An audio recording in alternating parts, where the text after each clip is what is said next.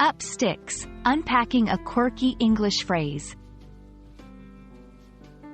Hello, language enthusiasts. In today's video, we're diving into a fascinating and somewhat quirky phrase in the English language, up sticks. This phrase may sound strange at first, especially to non-native speakers, but it holds a unique place in the world of English idioms. So, let's unpack its meaning, origin, and how to use it in everyday conversation. The phrase, up sticks, is primarily used in British English and means to leave a place abruptly or to move house. It's often used when someone decides to make a significant change in their life, especially in terms of their living situation.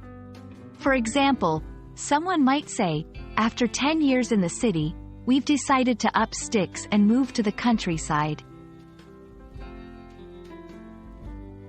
To truly appreciate this idiom, it's important to know its origin. The phrase, up sticks, dates back to military usage. Soldiers in the past were commanded to up sticks, as an order to prepare their rifles and move quickly. Over time, this military command evolved into a colloquial expression that signifies the act of packing up and moving from one place to another.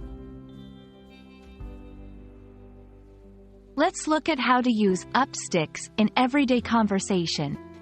This phrase is often used in informal settings.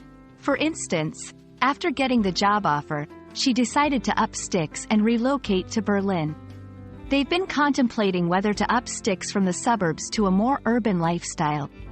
It's important to remember that while up sticks is understood in British English, it might be less familiar to speakers of American English.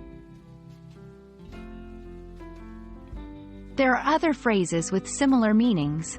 For example, pick up and move, or pull up stakes, in American English have a similar connotation.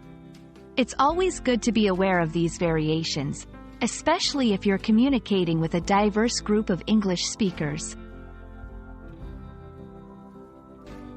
And there you have it. We hope this video has shed some light on the intriguing phrase, up sticks.